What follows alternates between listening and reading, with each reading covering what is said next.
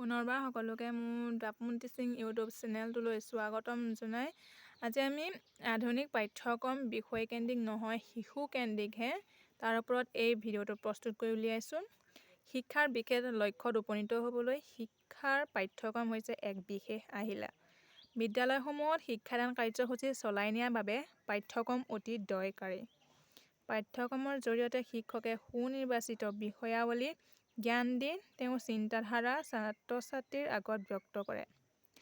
আধুনিক পাঠ্যক্ৰম বিষয়কেন্দ্ৰিক নহয় শিশুকেন্দ্ৰিকহে, কিয়নো শিক্ষাৰ্থী মানসিক জীৱনক উপযুক্তভাৱে গঢ় দিবলৈ হ'লে কিছুমান মৌলিক নীতিৰ ওপৰত পাঠ্যক্ৰমখন নিৰ্ধাৰিত হ'ব লাগিব।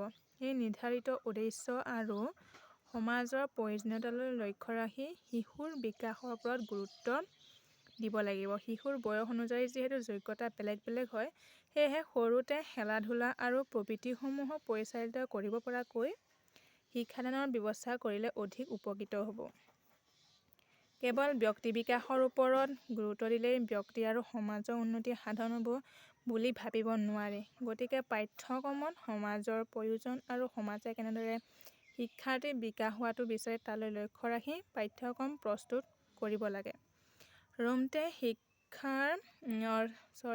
শিশুৰ প্ৰকৃতি আৰু সমাজৰ প্ৰয়োজনৰ ওপৰত সুবিবেচিত আৰু সুচিন্তিতভাৱে পাঠ্যক্ৰম প্ৰস্তুত কৰাৰ ওপৰত গুৰুত্ব আৰোপ কৰিছে। পাঠ্যক্ৰম হৈছে এখন সমাজৰ ভাৱধাৰা আৰু আশা আকাংক্ষাৰ বহিঃপ্ৰকাশ। সেইবাবে ল'ৰা-ছোৱালীক কি আৰু কেনেকৈ শিকাব লাগে সেই বিষয়ে এটি বিৱৰণ দাঙি ধৰিব লাগে। শিশুকেন্দ্ৰিক পাঠ্যক্ৰমৰ জৰিয়তে ল'ৰা-ছোৱালীৰ বিষয়সমূহ শিকোৱাৰ উদ্দেশ্য হ'ল সিহঁতৰ জ্ঞান যাতে খৰচি মৰা বিধৰ হয় আৰু যাতে তেওঁলোকে ভৱিষ্যত সমস্যাৱলী সমাধান কৰিবলৈ উপকৃত হয়।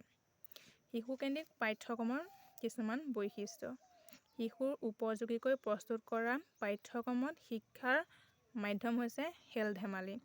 ইয়াত কটকটীয়া বান্ধোন নীতি-নিয়ম আৰু বাধ্যবাধকতা নাথাকে। পাঠ্যক্ৰমৰ সহায় লৈ শিশুৰ অন্তৰ্নিহিত যোগ্যতা আৰু প্ৰতিভাসমূহৰ প্ৰকাশ লাভ কৰিবলৈ স্বাধীনতা দিয়া হয়।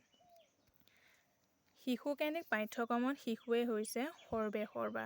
আধুনিক মনোবিজ্ঞানত সম্প্ৰসাৰণৰ পৰিপ্ৰেক্ষিতত শিশুকেন্দ্ৰিক পাঠ্যক্ৰমৰ ওপৰত অধিক গুৰুত্ব আৰোপ কৰিছে। শিশু হৈছে দেশৰ ভৱিষ্যত, সেয়েহে পাঠ্যক্ৰম প্ৰস্তুত কৰোঁতে শিশুৰ ৰুচি, আগ্ৰহ, প্ৰয়োজন ইত্যাদি বিষয় মনত ৰাখিহে আগবাঢ়িব লাগে।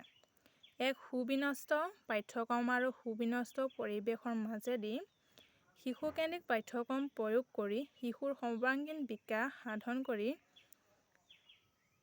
সাধন কৰাই হৈছে শিশুকেন্দ্ৰিক পাঠ্যক্ৰমৰ মূল উদ্দেশ্য। ধন্যবাদ।